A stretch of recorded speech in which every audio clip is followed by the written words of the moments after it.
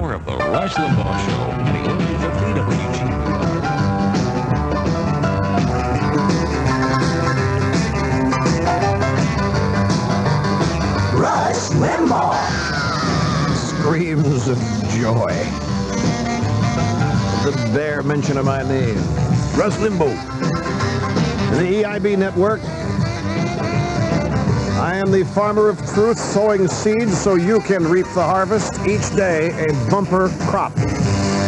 Richmond, Virginia. Barbara, hey, welcome to the program. Glad you held on. Thank you. I've been here for a while, but it's been pleasant because you play the program, on the phone. That's right. I have a problem, and it's you have not addressed this. Oh, really? Well, with the distribution of more condoms. Mm-hmm. How is the environmental area going to handle this? This seems to be a problem with political correctness. This indeed would be messing up our waterways. I mean, you think of all those poor fish floating in a sea of used condoms. You mean the disposal of condoms? Yes. Yeah. You know, there are certain stupid birds who also swoop down and eat them thinking they're foods, and they can choke on them. And sea turtles do the same thing. You say, well, how's a condom going to end up in a sea turtle? Well, many gay activists make balloons out of them during their protest marches, and they fly off and land in the ocean, and the sea turtle comes up and chokes to death. No, it's a valid point. I think it's something that should definitely be considered by the environmentalists. But how is Al Gore going to handle this? Al Gore? Yeah. Well, there's a trade-off here. There's obviously a trade-off. Certain kinds of environmental damage are obviously politically correct.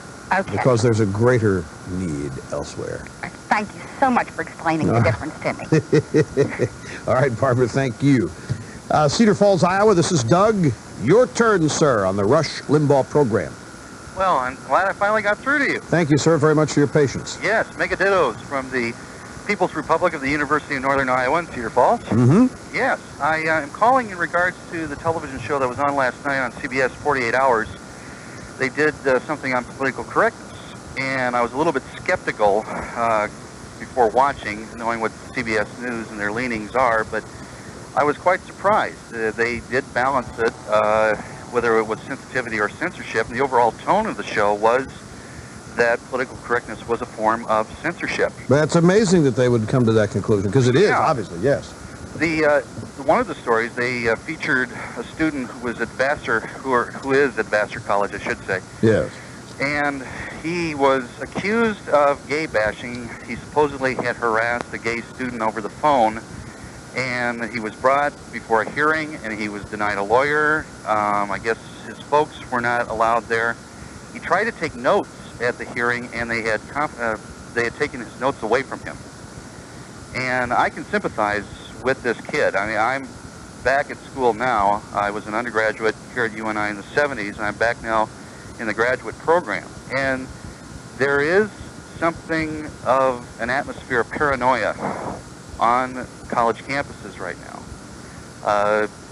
It's almost a form of McCarthyism in a way. I mean, even though the ideology is different, the tactics seem to be the same. There seems to be something of a witch hunt. And college campuses shouldn't be that way at all. There should be a free form. Excuse me, I'm a little nervous here. I understand. There should be a little more freedom of exchange in thoughts.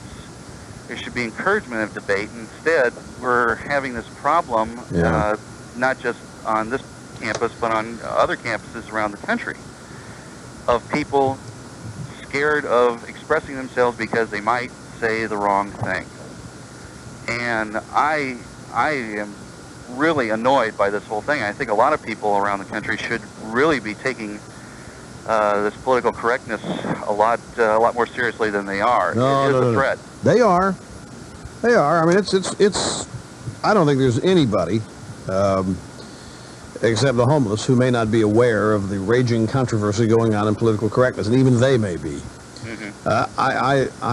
The problem with it is that how do you battle a university? You got tenured people there that you can't threaten with removal or dismissal. True. And what goes on in universities these days, in many cases, is indoctrination, not education. Mm-hmm. And I must say something here. This is probably going to rub some people the wrong way, but after all, who are college students? They're a bunch of blue jean-clad kids. They're just kids, and yet we treat these universities as citadels of some of the most important activity in the American countryside. What's going on at university? And I watch these shows, and I see university presidents and deans of various colleges at universities come out, and they start talking about what's going on in there as some so-called highfalutin, holier-than-thou, supreme intellectual pursuit. It's just a bunch of kids wasting time until they figure out what they want to do. They're figuring out how to cheat on their exams, how to cut classes, and how to do all this. And maybe 10 or 20% of the university population takes what it's doing seriously. The rest of the time, it's just a bunch of lazy bums. I mean, let's face it, that's what college is in America. Now, you get into graduate work and all in med school, law school, I think you're going to be a little different, but even there, hey, my dad was a lawyer. I know what goes on. This is not to say that the pursuit of an education is worthless. I don't mean to say that at all. Don't make that inference. But I think in most cases, the attendees, the students at so-called institutions of higher learning are basically a bunch of kids with young type energy that are just running around looking for fun and hedonism and this kind of thing, and about 10 or 20% take it seriously. And so what's going on there is let me put it to you this way. Let me just put it to you this way. You go through school. You spend whatever length of time there. And let's say you're a person who applies yourself. You want to graduate some cum laude. You want to become the valedictorian, the salutatorian. You want to have your 4.0 GPA. And therefore you bust your tail. And let's even include you 2.0 students, because you're the real people. 2.0 students are the doers. The 4.0s end up teaching. Well, that's true. Best doctors got average grades. The best law students end up as professors. Some of them are judges. But the practitioners of the law are the guys going out and tapping a keg every Friday night, and they're in school. But you go through there and you take it seriously, you get your 4.0, your 3.85, whatever it is, or you get your 2.5, and then it's time to get out. And you've got to get serious about your life. Time to put that education to work. Time to make sure that the investment of time and energy is spent on the pursuit of something serious. So you go out there and get a job. 6 days after you get your job, the 3 or 4 years you spent in college is irrelevant to the job. What you do on the job is the only thing that matters after that. Why do I say all of this? I tell you why I say all this, because we're getting all upset about the political correctness on campus. I think it pretty much stays there, except in the case of women's colleges. In the case of women's colleges, these young women go in there and they're made bitter and angry, and they're told to be like men, and they want to go out and pursue their lives just like the guys do. They want to be one of the guys. The world has to revolve around them as much as they think it revolves around guys, and in the same kinds of ways. And they come out thinking that they got to do battle, and that they're in competition with men. And that's where the political correctness is most damaging, I think, is in the case of female students, and not just at all-girl colleges, but in major and average universities, institutions of higher learning.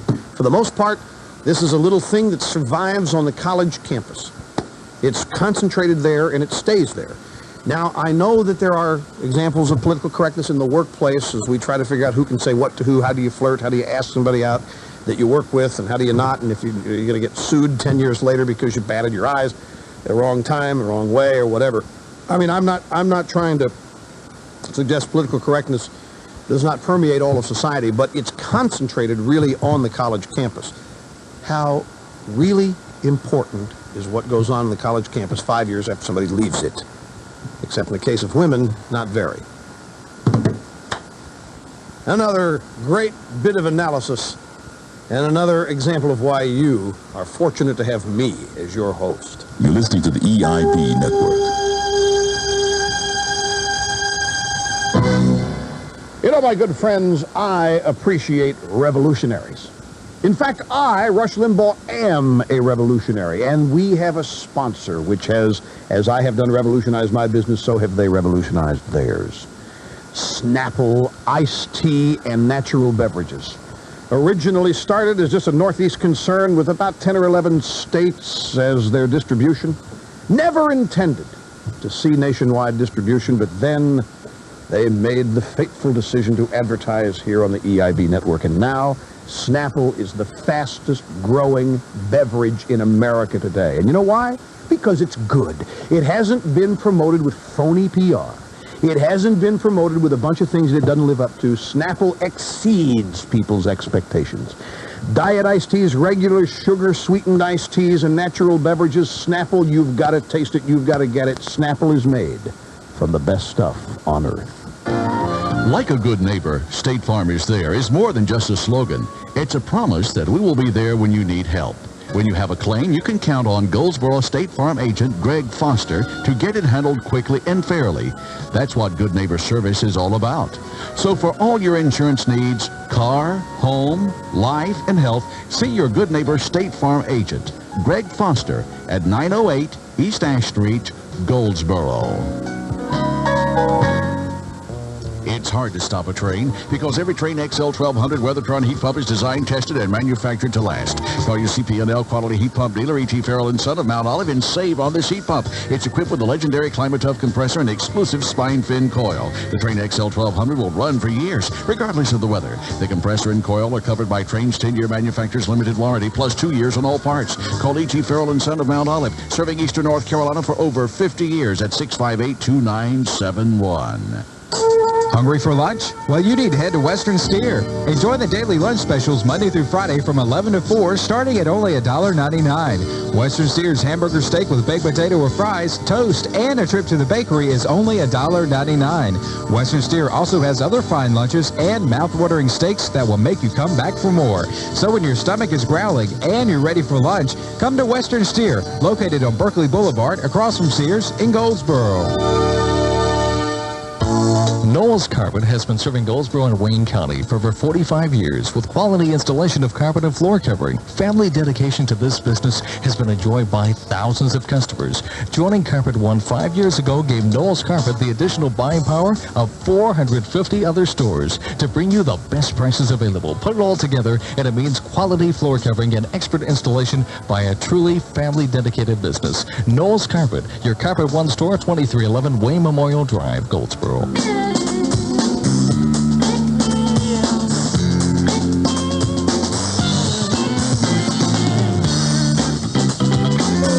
More evidence in the We Are Winning file. The city council speaker in New York is a man named Peter Vallone. He yesterday proposed cutting property taxes on co-ops and condos in New York City by at least 40%. Why would they suggest that? Well, the co-op and condo markets are not all that healthy. The high end always is, but not elsewhere. So, I mean, look at what these liberals do, man. When they need to get a little goose to the economic engine, what do? They cut taxes. And they always suggest it in an election year. I wouldn't be surprised if Clinton begins talking about something of a tax cut prior to the 94 midterm elections. You mark my words. Bill Clinton's going to be talking about a middle-class tax cut sometime in June. Right into October and November for the midterms. And if he doesn't do it then, he'll certainly do it in 1995. You wait, it's in the cards. That's why I said way back last year to the Republican Party, if there's anybody in there who supports tax increase, you may as well change your name to Democrat. Here's Youngstown, Ohio, and Larry. Welcome to the Rush Limbaugh program. Hello. Super Mega Dittos, Rush from Youngstown, Ohio. Thank you, sir. And I just wanted to say it took me about 2 hours and 40 minutes to get through to you, and it was worth every minute of the wait. I'm glad you did, sir. Thank you. And what I wanted to say was that I'm going to announce today that I am a former Democrat. I'm one Republican. This is a burden that you are finally ridding of yourself, and I'm sure you feel better. You bet. I'm thoroughly sick of what's going on. I've always been of a conservative leaning, and But I mean, what's been going on in Washington has just made me thoroughly sick. With Fornegate, the White Watergate deal that's going on, the constant shuck and jive deal with Fostergate, Willie. Travelgate, Healthcaregate. Yeah. And what's really bothering me too, though, is the thing they're doing with guns. I mean, you know, my wife and I are gun owners, and we're thoroughly sick of what they're trying to do. Aren't you tired of being compared with low-life criminals? Yes. Absolutely. Good. And I think that what they're eventually trying to do is just make it so that nobody can ever own a gun. I mean, Well, I want to say something about that, because that's one of those things you got to be very careful of. When you run around saying, hey, what government wants to do is disarm the citizens. Why would they want to do that? In case they want to take over someday. They can only take us over if we can't fight them with guns. Obvious response is, well, if they ever take over, they're not going to hit the streets with 9mm Glocks. They're going to roll out the bazookas, and I mean, they're going to have weapons that we'll never have no matter what. If they really want to take over, all they got to do is, you know, put some nukes on a little transport carrier and roll them through Red Square next to the Capitol. So that argument, I think, is a bit specious. However, you can take that argument to a point that they might not like. They might like to disarm the citizenry, for whatever reasons. Remember when the Brady bill was finally passed? What do we do here? We say, hey, this is a great day for America. Crime is over. We've got a 5-day waiting period to purchase a handgun, and crime is officially over in America. And so George Mitchell goes to the Senate floor without responding to me by name, says, some are saying, and they know that this is not true, that with the passage of this bill, we've ended crime. We have not. This is just a first step. Aha, that's the key phrase. It's just a first step. You people think that the Brady bill is simply is the end of it all. It's just the beginning. And you have to, I think, intellectually ask yourself, okay, where is it going? How far do the gun control people really want to go? And don't forget, this is a constitutional issue. There is this amendment called number 2. And it's just as important and relevant as any other amendment. And I don't know any other amendment we're playing around with, pretending that it doesn't exist. But we are number 2. And if they can arbitrarily decide, well, that number 2, hell, those guys back then, hell, they never imagined howitzers and bazookas and nuclear weapons and South Central L.A., and I never imagined 200 million guns. They couldn't have possibly meant that. Well, I'll guarantee you they never imagined all these abortions either. I'll guarantee you of that. But, of course, there's no even right for that, but we've found it somewhere between the lines. So you have to be very careful in selectively choosing portions of the Constitution that the Founding Fathers say couldn't possibly have been able to see this far out. The brilliance of the document is that it does. So, I mean, amazingly take into account the evolution of this society, and still is as strong and true today as it was when it was written.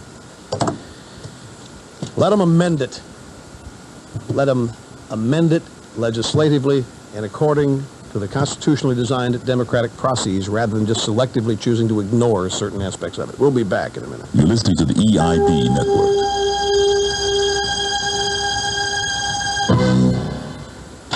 If you're depending on plain old gasline antifreeze to get started this winter, that's okay.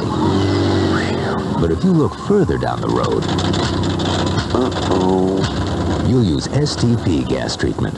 Regular use helps prevent gasline freeze and helps keep your entire fuel system clean, responsive, dependable. After all, why get started when a dirty fuel system could make the road ahead rough? STP gas treatment. Drive a better car. Do you know there are only 44 sounds in the English language? 44. And when you learn these 44 sounds called phonics, you can read and spell almost everything. That's why Hooked on Phonics is so successful. We've set these 44 sounds to music, making learning to read simple and fun. So get hooked on phonics and take the mystery out of learning to read. Call 1-800-ABCDEFG. You're eyeing that new truck you want. It's got everything you need. Power, handling, towing strength. But to get it, you'll have to get past a car salesperson. Enough said, right? It'll be a hassle. The negotiating, the pressure. Well, not at Courtesy GMC Trucks in Goldsboro. You're no hassle dealer. We have the trucks you want to haul anything you need, plus safaris with seating for 8, and Jimmys for lots of room without that station wagon look. But there's no haggling over price, not at Courtesy. Every truck, safari, and Jimmy is marked with its bottom line price, period. No negotiating, just no hassle prices on great vehicles. That's how we do it at Courtesy GMC Trucks on Highway 70 East Bypass in Goldsboro, because it's a better way of selling trucks, and we know you'll love it. State Office Equipment Company of Goldsboro is the place to buy office furniture for less. Super Steno chairs just $99.95 and chair mats only $19.95. Oak or walnut desk for as little as $179.95 and much more. State Office Equipment Company is perfect for churches, clubs, and businesses that are on a budget. And aren't we all? And State Office Equipment Company delivers. For office furniture at a discount, check out State Office Equipment Company, 2211A East Ash Street in Goldsboro. Call 731-3000. I know you've enjoyed the weekday lunch buffet at Madison's on New Hope Road, but did you know that it's available on Sundays too? And it's even bigger and better. It's the weekday lunch buffet on Sunday, plus steamed shrimp, fried oysters, and more, and it's only $5.99. What a treat! 5 to 7 vegetables and meats, a salad bar and dessert, plus shrimp and oysters. And now that famous Madison Surf and Turf buffet you've heard so much about is available Sundays beginning at 5 p.m. My mouth's watering just telling you about it. You owe it to yourself and your family to dine at Madison's New Hope Road, Goldsboro.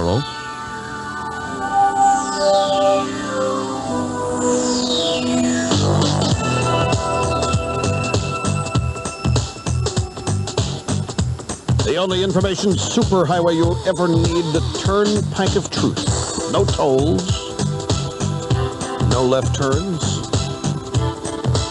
no yield signs,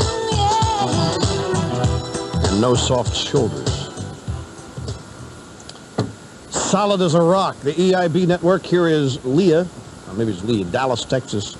Welcome to the program, madam. Thank you, and bet. wanted to tell you ditto from Dallas. Thank you. Is it Leah or Lee? It's Leah. Leah. Yes. And the thing I wanted to observe in Dallas was that how many of your followers, at least in this area, are children of the baby boom liberals that are very similar to, Clinton's ideas. Mm-hmm. And it's real interesting that our rebellion has taken us to the conservative side, which tells you how far left they've gone. Are you one of the children of this group? Yes, I am. How old are you? 28. 28. Yes, I am. You know, I thought you were going to ask me the age of the listeners is. I can tell you, you categorize the audience in demographic ways. The largest percentage of our audience falls in the age group of 25 to 54, which is amazing. Most talk show audiences skew 75 plus. Most of the people that listen to talk shows conventionally, in fact, most radio stations that do talk shows, when they go out and do a remote broadcast, do it from the cemetery. We have redefined it, and we also have the number of people below 25, under 25 that listen to the show is astounding. It's so astounding that I have been given to say that there are no boundaries. There's no age boundaries. People of all ages tune in. People of all religions. People of all socioeconomic groups. All 3 sexes. We have everybody that listens to this show. And I've noted it as you have said it. And I'll tell you what I think. See, I think the baby boomers who grew up in the 60s and they grew up with no standards and a bunch of gray areas, no absolutes, their children are craving some direction. Children are craving some discipline. Hey, tell us what's right and wrong. Because when you're just out there freewheeling it and fending for yourself, it's not hunky-dory. It's not full of hedonism as people would lead you to believe. It's very scary when you have no rules. My mom, I know you'll be responsible and all this other stuff. How can you be responsible if you don't know, if you have no black and white? That's right. You can't be responsible in gray. A great example is River Phoenix. I mean, he's the son, or was the son, of a couple of absolutely tuned out, mind-destroyed hippies who changed their last name to Phoenix, named him River, and look at what happened to the kid. Are you married yet? Yes, I actually am married and have 3 children. Wow.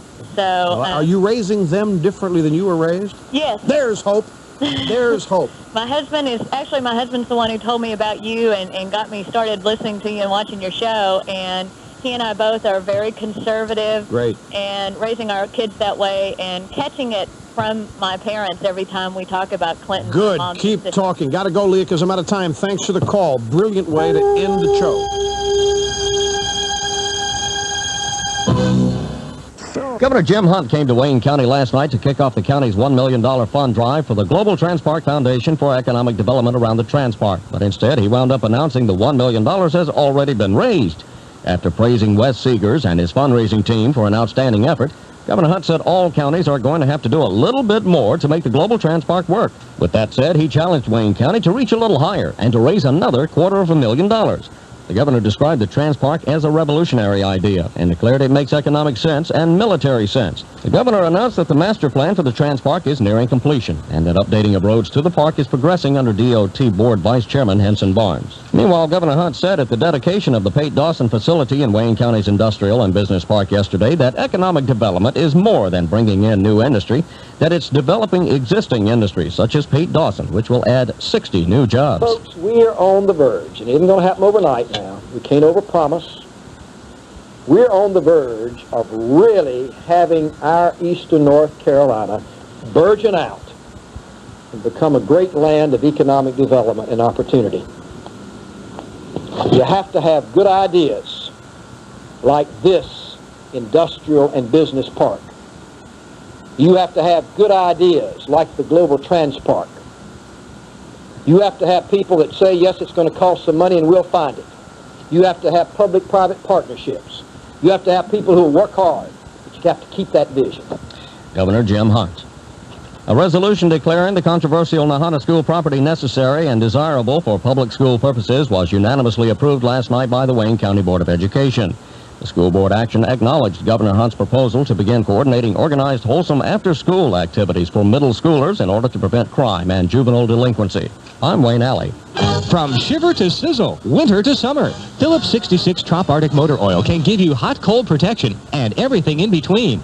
Inside your car's engine, the temperature can go from winter to scorching summer in minutes. That's the protection Phillips 66 Trop Arctic is engineered for. Just look for Phillips 66 Trop Arctic Motor Oil in the classic gold bottle. Hot, cold protection and everything in between. Available at a Phillips 66 station near you.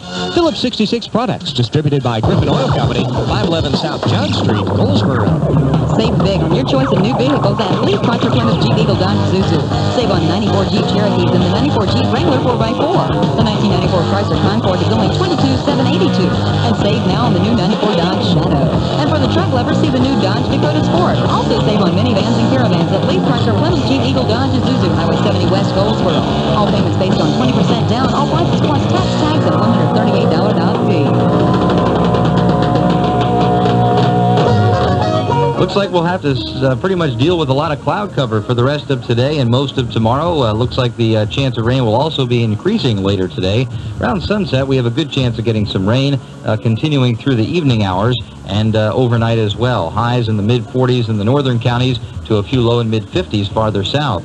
Lows tonight in the low to mid-40s, then the rain will be around tomorrow morning, ending in the afternoon. Highs ranging again from 40s in the north to 50s southward. I'm Bill Schmidt at the Weather Center. WGBR.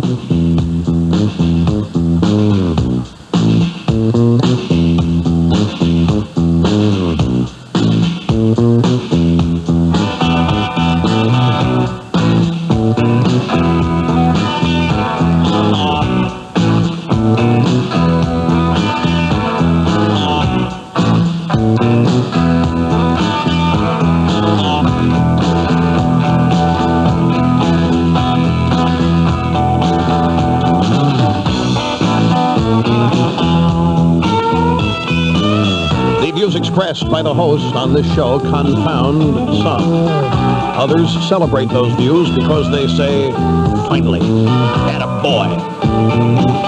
Those who find themselves confounded find themselves actually perplexed by having to deal with a new commodity on the national media scene, the truth. I have a monopoly on it, my good buddies. This is a special edition of the Rush Limbaugh program, America Held Hostage. And now, from our studios in New York City, Here is Rush Limbaugh. The arrogant Rush Limbaugh here on the Excellence in Broadcasting Network. We're counting the days of the raw deal, one day at a time.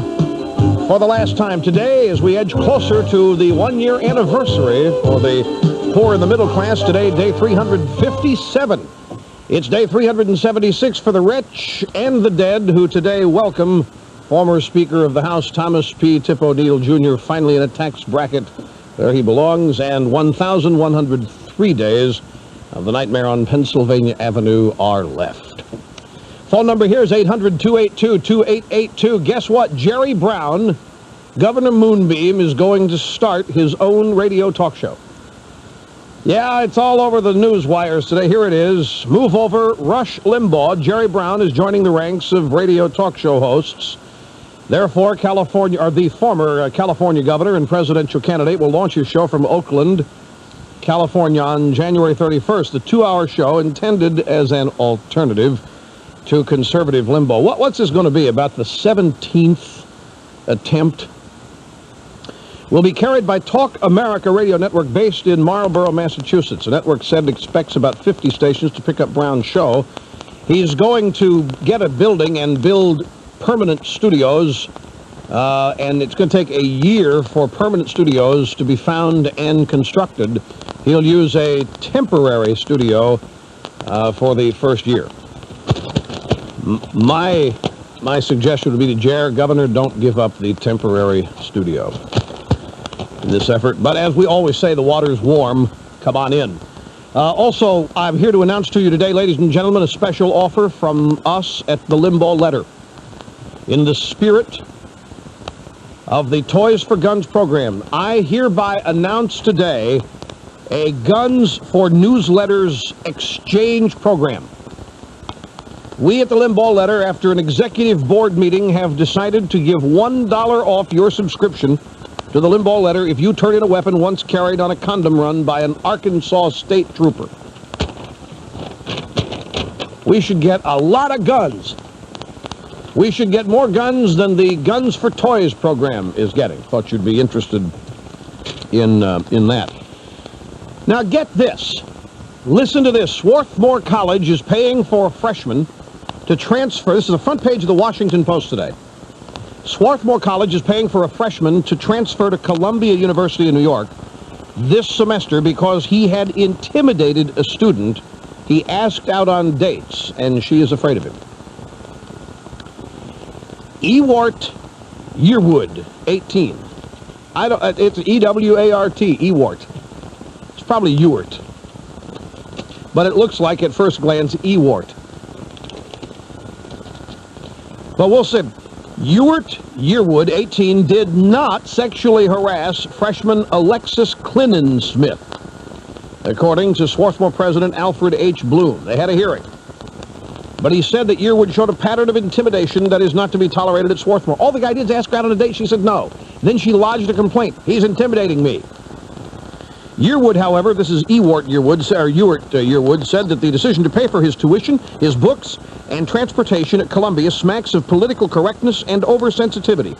He's enrolling at Columbia today. He asked her out on a date. She got nervous, and instead of saying no, she reported him to the dean, saying that she was harassed, said Ewart Yearwood's attorney, Harvey Silverglate. The whole thing's very odd. This is what passes for due process on college campuses today. It's all, yeah, I mean, here, do you think the college doesn't find a little guilt on their part? They're going to pay for his tuition, they're going to pay for his books, they're going to pay for his move. All he did was ask a co-ed out on a date. I predicted this. I told you that with this oversensitivity to sexual harassment, that this kind of thing was going to... She didn't even say no, is what the story says. Instead of saying no, she reported him to the dean. Can you imagine? Ask a girl out on a date and she gets panicked and goes to the dean, and then they kick the guy who asks her out of school? Don't tell me, ladies and gentlemen, that this is not madcap and absolutely silly. Now, tonight's the night that Henry Winkler's show, Monty, debuts on the Fox network. And I got to thinking about this. Let me tell you about Monty if you don't know it. Monty is a Long Island cable TV show host, patterned after me even though nobody's going to admit it.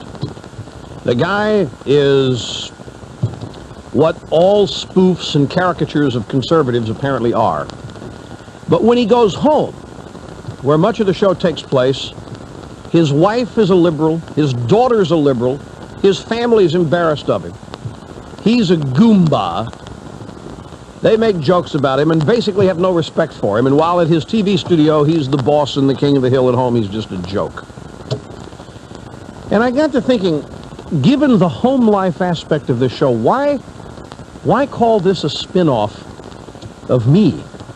Why not call it a spin-off of Phil Donahue? I mean, I don't go home to a liberal, nagging wife who tells me what to do every day.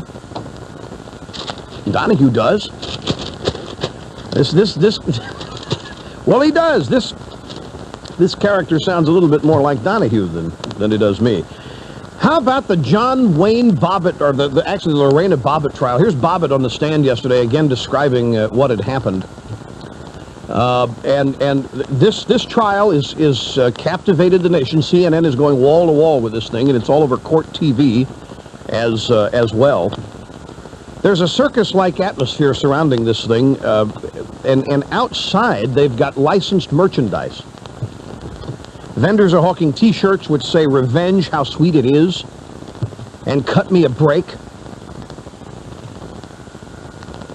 People are giving out slice soda and hot dogs to the crowd. I'm just waiting for somebody to put up a sign, "All items half off," and go the discount route. Do you think that she will ever spend one day in a penal institution? Do you think she will? Some are suggesting the evidence just won't stand up in court. I'm sorry, I had to do it. Everybody is cracking jokes about this stuff. Had to get on it. You know what today is? This is a big, big day. Speaker Thomas Foley's lawyers will be in court today suing the voters of his state. They will argue in federal court in Seattle that Washington state voters had no right to impose term limits on him in 1992. Well, here is a man of the people, a great liberal Democrat, Tom Foley, suing the voters for trying to term limit him. We are going to keep a sharp eye. Here's another thing, too, ladies and gentlemen. Now with Daniel Patrick Moynihan calling for a special prosecutor in the White Watergate affair, the administration can no longer say that this is a Republican political move, and he has been joined today, Senator Moynihan, by Governor Cuomo. Governor Cuomo yesterday called on Clinton to do whatever it takes to end White Watergate, while the White House readied a new offensive to rebut any suggestion of wrongdoing. I ended yesterday's, so that gets it out of the realm now of simply partisan politics in terms of the White House spin on this. Well, we last night on television we had some incredible quotes from Moynihan, some clips, video clips of Moynihan over the weekend. I think he was on Meet the Press, and he was quite pointed in his in his suggestion to the president. They get these documents out, get them out there. The president's an honorable man. The president has nothing to be ashamed of, nothing to be afraid of. Get those files out and get the special prosecutor, and let's get going on this. And what was even more amazing than that was Moynihan's stand on welfare reform. We talked about that toward the end of the program yesterday. He fully intends to hold health care hostage until the president is true to his word on getting welfare reform in the pipeline. Moynihan's come up with this phrase. Says Clinton just talks about welfare reform as boob bait for the bubbas, which basically means it is typical Clinton. Sound conservative, but don't do anything conservative. Talk the game, but don't walk it. And Moynihan, and I'll tell you, this is something deeply important to Moynihan in his heart, because he's been on the leading edge of this for 30 years. He predicted 30 years ago that the situation we're in now was going to happen. And he focused his prediction on what would happen primarily to the black underclass in this country. Now it's gone way beyond just that. And he said it point blank, we don't have a health care crisis in America, we have a welfare crisis, and we do. Because we have 30 years of $3 trillion of transfer payments from the producers to the non-producers, however well-intentioned, But it hasn't worked. All it's done is create a certain percentage of our population, 10% at least, who are not really Americans. They are mired in mediocrity. They are mired in hopelessness. They have no self-esteem. They don't even think America is their country. And their only solution, their only way out is to sit there and have protests for jobs. There was at Rudolph Giuliani's inauguration as mayor of New York, a bunch of people were demanding that somehow 100,000 jobs just be created out of thin air and that they never ever be laid off. We want no layoffs, or we want 100,000 jobs, and we want it now. And I was watching this and I got to think, when's the last time any of you who needed a job went on a protest march for it? Generally, you go to where there is work and apply to do it. Not with this crowd. And it just goes to show how woefully inept economic education is, and that's only part of it. I think these people in the protest march know a little bit more than their actions would indicate. Finally, in our opening segment here, I ended yesterday's show with a stunning bit of news that I said there would be details on today. You know, the Clintons send Chelsea to the Sidwell Friends private school in Washington, D.C. You'll recall that the Clintons took some heat on this. Debate was on as to whether or not to send Chelsea to a public school. The president and his wife have always opposed parental choice in schools, and yet there they were exercising the option for themselves, but saying, now we don't think others ought to. In typical liberal fashion, by the way. We'll set up the rules by which everybody ought to live except us. We will exempt ourselves from those rules. We'll do what's best for us, and we'll do what's right. But you people, you're going to have to join the mass and get in the giant parking lot line, and you're going to have no choice about where you send your kids. Well, it costs $11,000 a year to go to the Sidwell Friends School. A recent 8th grade class assignment on multiculturalism at the Sidwell Friends private school required Sidwell students to write a paper on why I feel guilty being white. I don't know any more than that. I don't know what was written. I don't know what the grades were. I don't know if the assignment has even been completed. I don't know when this assignment was given. My source for this, by the way, is CBS News. I am not making this up. And I'm not using dubious sources, unless you consider CBS to be a dubious source. Why I feel guilty being white. They may not feel guilty being white until they're told that they must. And then they have to write on why. Can you imagine how they're going to be graded on something like that? Whoever has the most guilt gets an A. NATO and the President's Summit. For all the talk about Ukraine disarming, getting rid of 1,800 warheads that are aimed at the United States, that's not the real question of what's going on at NATO. It's not a debate about what is happening there. The importance of this NATO summit can be found in the debate on the future of the U.S. military here in our country. We will talk about this as our program today unfolds. Phone number is 800-282-2882. We'll be back, get started with all the rest of it right after this. You're listening to the EIB Network.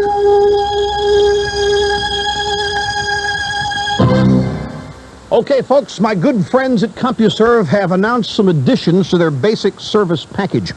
You know, CompuServe continues to offer the most competitive and valuable set of services for a flat fee of any general online information service. The standard pricing plan of $8.95 a month includes 47 basic services, such as news, weather, consumer reports, stock quotes, Associated Press, Roger Ebert's movie reviews, and both the Easy Saber and WorldSpan travel reservation service. You can make airline reservations there. Now, they've added some new things, including the American Heritage Dictionary is now online, Consumer Reports Complete Drug Reference, now online, soap opera summaries, and the Hollywood Hotline, now all online. And if you sign up for the standard pricing plan, you will receive reduced rates to explore other services that are charged by the hour. $8.95 for unlimited connect time access to 47 basic services. 1-800-621-1253. Do you know there are only 44 sounds in the English language? 44. And when you learn these 44 sounds called phonics, you can read and spell almost everything. That's why Hooked on Phonics is so successful. We've set these 44 sounds to music, making learning to read simple and fun. So get hooked on phonics and take the mystery out of learning to read. Call 1-800-ABCDEFG. Hey, so how are you and your credit card getting along? Still friends? Even with those double-digit interest rates? Yeah, I didn't think so. Well, how about this idea? Move your balance over to a Wachovia first-year Prime Visa or MasterCard and pay just 6% interest the first year. That's right, 6% on your credit card balance. So you can pay off your balance and pocket a couple of $100 you would have paid in interest. And the annual fee is just $18. So you got 5 minutes? That's all it takes to apply. Just stop by any branch or call 1-800-842-3262 and ask about first-year Prime Visa or MasterCard. So where do you get one of the lowest credit card rates in the country? From Wachovia Personal Banking. It's a welcome change.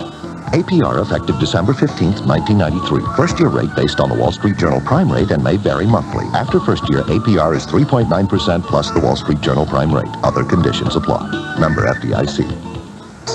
Hungry for lunch? Well, you need to head to Western Steer. Enjoy the daily lunch specials Monday through Friday from 11 to 4, starting at only $1.99. Western Steer's hamburger steak with baked potato.